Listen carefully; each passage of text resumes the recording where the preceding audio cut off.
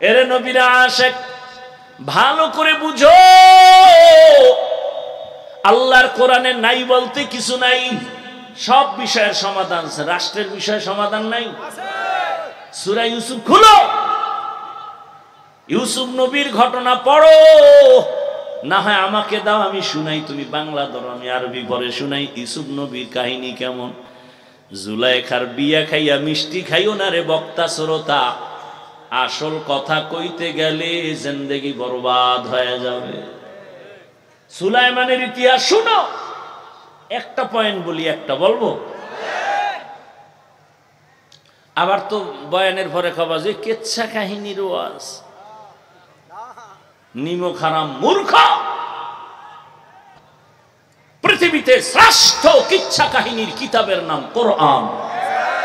লিখে রাখো, পৃথিবীতে শ্রেষ্ঠ কিচ্ছা কাহিনীর কিতাবের নাম, পৃথিবীতে দ্বিতীয় কিচ্ছা কাহিনীর শ্রেষ্ঠ কিতাবের নাম হাদিস শরীফ। লিখে রাখো। ওলামায়ে কেরাম বলেন, কোরআনের মধ্যে গরুর কেচ্ছা নাই, সাপের কেচ্ছা নাই, বাঘের কেচ্ছা নাই, মশা মাছির কেচ্ছা নাই। তো মূর্খগুলো কি বলে?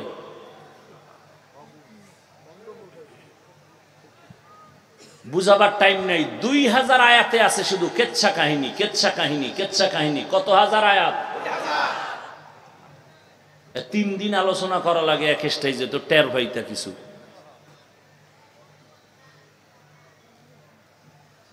কয় হাজার আয়াতে কেচ্ছা কাহিনী, আর তুমি বলো কেচ্ছা কাহিনী নাই মানে? আল্লাহ হেদায়াত দান করুন। সুলাইমান পয়গম্বর সিংহাসনে চলতেছেন, জমিন থেকে 9 মাইল উপরে সিংহাসন। কয় মাইল?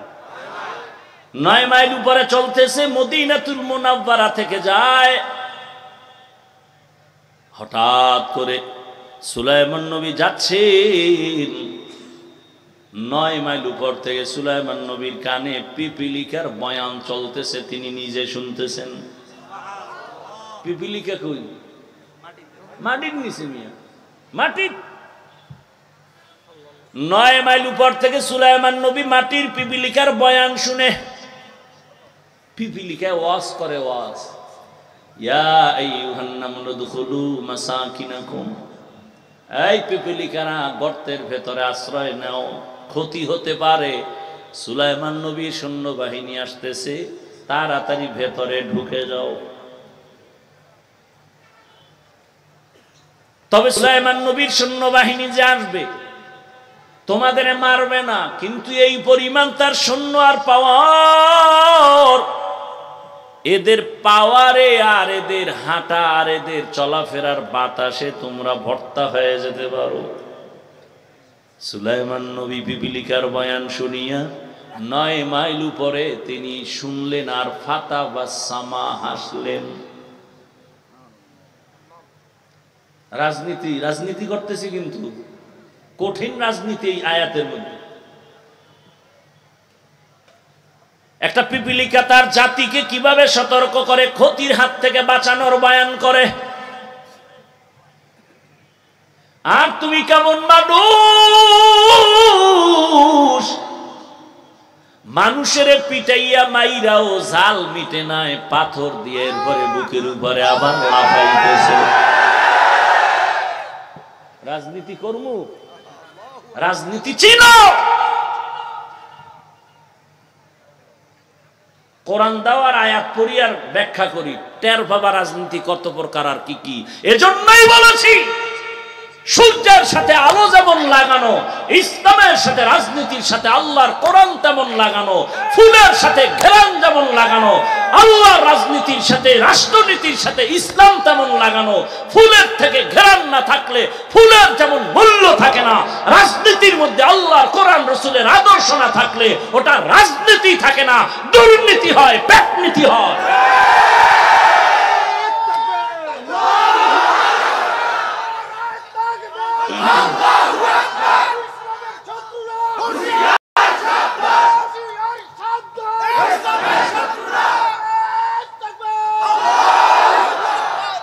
তুমি আল্লাহরে এত বোকা মনে করছো না যে সব বিষয়ের সমাধান ইসলামে দিছে, রাষ্ট্রের ব্যাপারে দেয় নাই?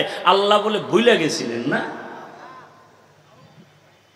সুলাইমানের ঘটনা পড়ো। বক্তায় বিলকিসের আর সুলাইমানের ঘটনা কইতে কইতে কইতে কইতে একদিন কয়, কালকে বিলকিসের সাথে সুলাইমানের বিয়া, মিষ্টি নিয়ে আসবেন।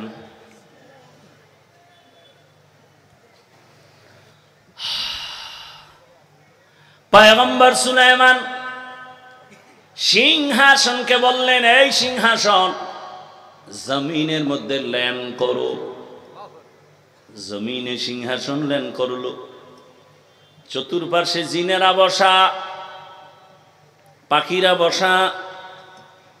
সুলাইমান নবী পিপিলিকার কাহিনী শোনাচ্ছেন। অচেনা সফর অবস্থায় নামাজের দরকার, অজুর প্রয়োজন হলে পানির প্রয়োজন। জিনদেরকে পানি উঠানোর দায়িত্ব দেওয়া ছিল, তবে পানি মন্ত্রীর দায়িত্ব ছিল পাখিদের মধ্যে হুদহুদ নামের পাখি। ওরা নাকটা মাটিতে লাগাইলে বলতে এখানে পানি আছে। সুলাইমান কইতেন, এই জিনেরা মাটি খনন করে পানি দে, ওযু করো। মিটিং চলতেছে, হঠাৎ পয়গম্বর সুলাইমানের নামাজের সময় ওযু করবেন, পানির প্রয়োজন। ইগল হুদহুদ তাড়াতাড়ি পানির ব্যবস্থা করো। হুদহুদের সুলাইমান নবী আর পাইলেন না। হুদহুদ কই? এই ঘটনা জানেন না আপনারা? তার আমি কই আলাপ কি বলবো? হুদহুদ এবার উপরে চলে গেল। উপরে যাইয়া দেখে আসমানটা কেমন। হঠাৎ করে ঘুরতেছে ঘুরতেছে, হঠাৎ দূরে দেখে তার এক জাতি ভাই হুদহুদ রে দেখা যায়। দৌড়ে গেছে ওখানে, গিয়ে কয়, কে তুমি? ও কয়, তুমি কে? আমি তো হুদহুদ। তুমি কোথায় থাকো? আমি কই থাকি। তুমি থাকো কই? সুলাইমান নবী। সুলাইমান কে? বলে, আরে কয় কি? গোটা দুনিয়া যার হুকুমে চলে তিনি সুলাইমান। মাত্র নাম শুনলাম। কস কি? তুই কই থাকো? আমি তো থাকি এক ম্যাডামের আন্ডারে। ম্যাডাম আমার গুরু, ম্যাডাম আমগো দেশের নেতা। দেখছেননি কারবার? ম্যাডাম আমগো দেশের নেতা। বলো কি? কে ম্যাডাম? আমগো ম্যাডামের নাম বিলকিস রমণী। দেখবি কে? চল চল দেখে আসি। নাম করে নিয়ে হাজির হয়ে গেল মুলকে সাবা। ওখানে যাইয়া দেখি ঠিকই বিশাল বড় সিংহাসন।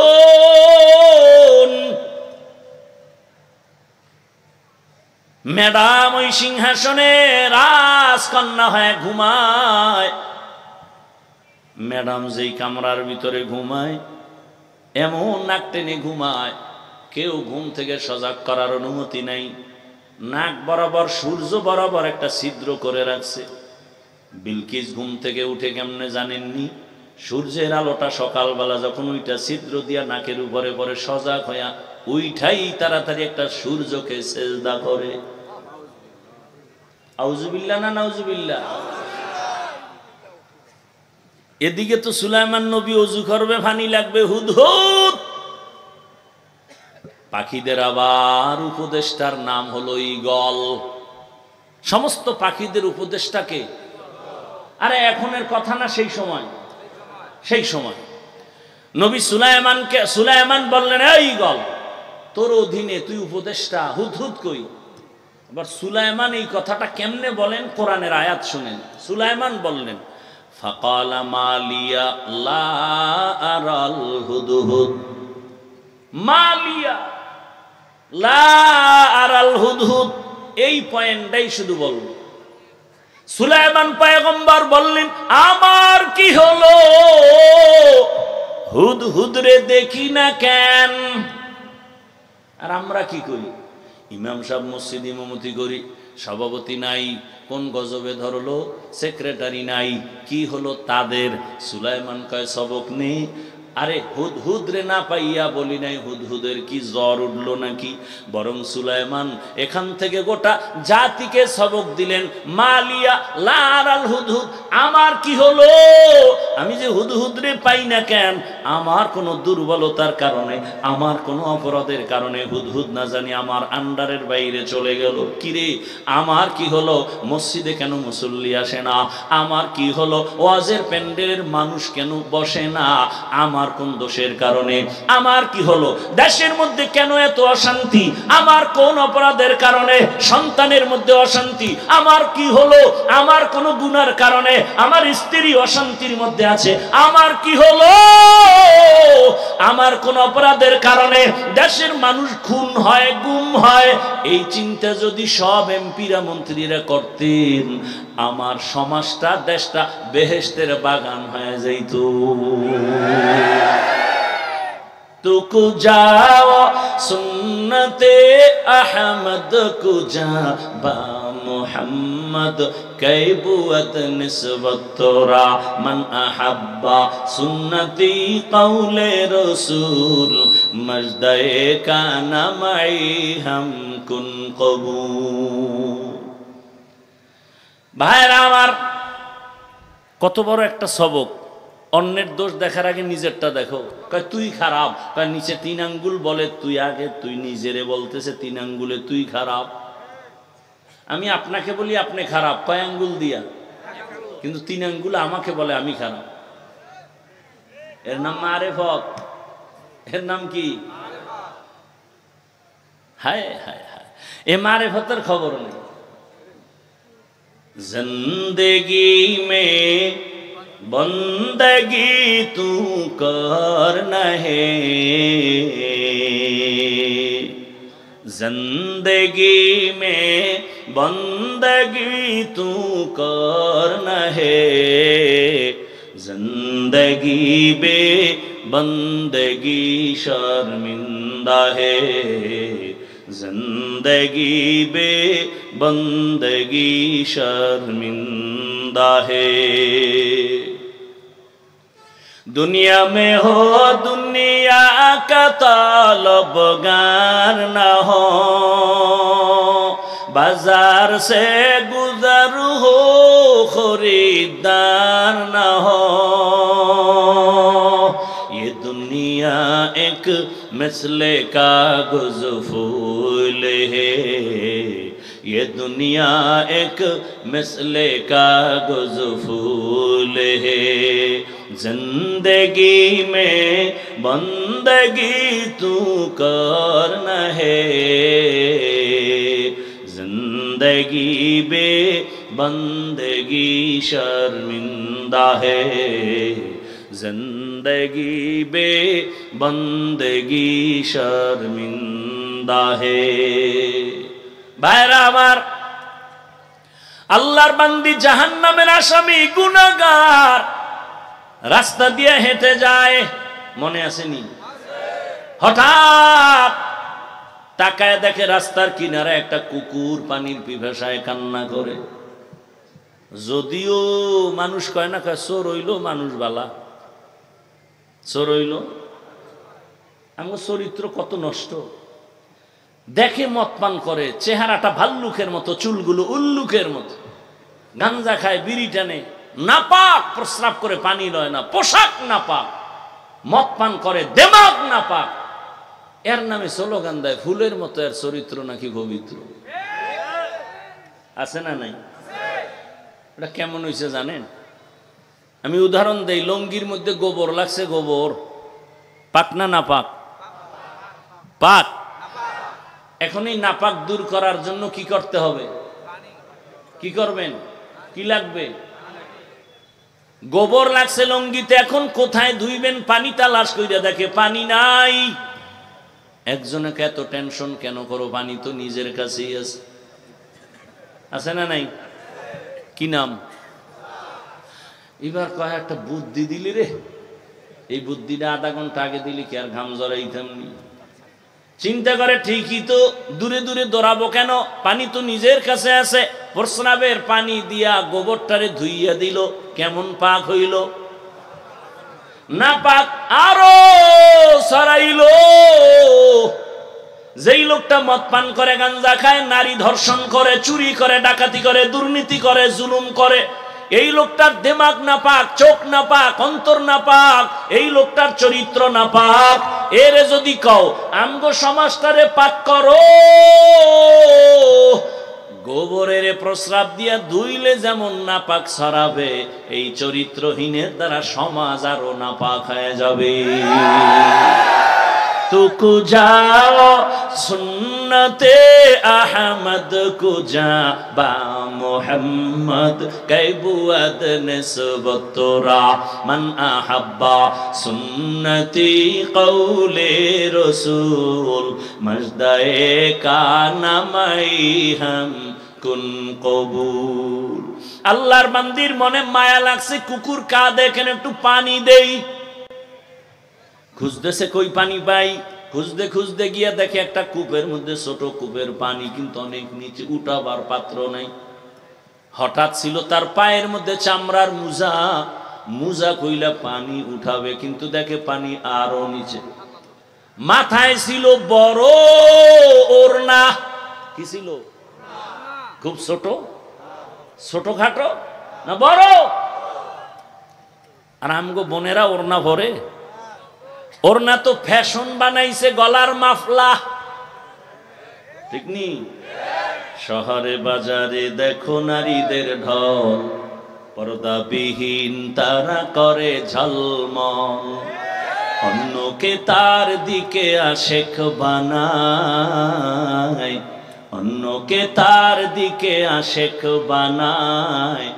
দেশটায় আজি ধ্বংস নারীর বেপরদায়, সবার মুখে কি আওয়াজ হায়। ইবলিসের বড় চেলা বাংলাদেশে আগমন করেছে নারীর ভেষে, দলে দলে নিয়া নারী মেলা মিলায়, পার্কে বসিয়া ওরা মেলা মিলায়, সবার মুখে কি আওয়াজ হায় হায় হায়। আল্লাহর বান্দি ওড়না এত বড়, অথচ গুনাহগার।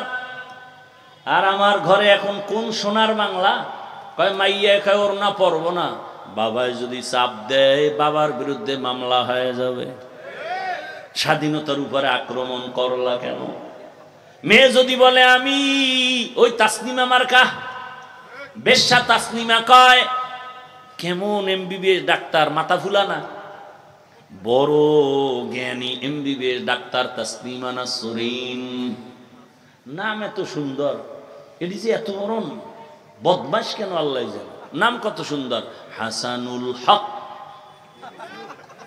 কত সুন্দর নাম।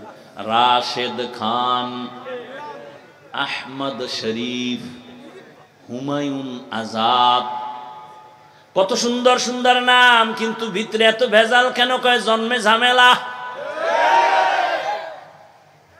বড় কঠিন হালাত। আল্লাহ হেদায়াত দান করেন। তাসনিমা নাসরিন বই লেখছে, বইয়ের নাম দিছে যাব না কেন যাব। বইয়ের নাম কি? যাব না কেন যাব, আকাম করব না কেন করব।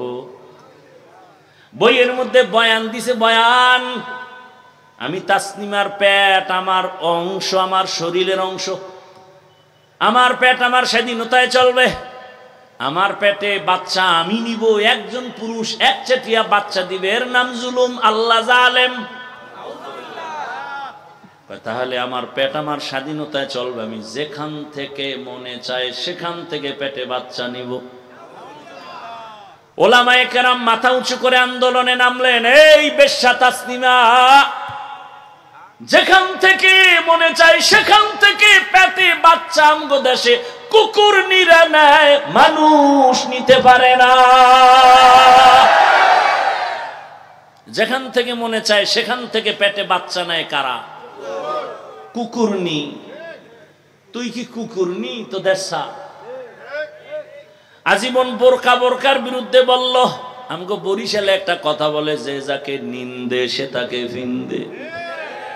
কপাল এমন আগুন লাগছে তাসলিমা বোরকার বিরুদ্ধে বলিয়া শেষে বোরকা ভরিয়াই ফালাইছে।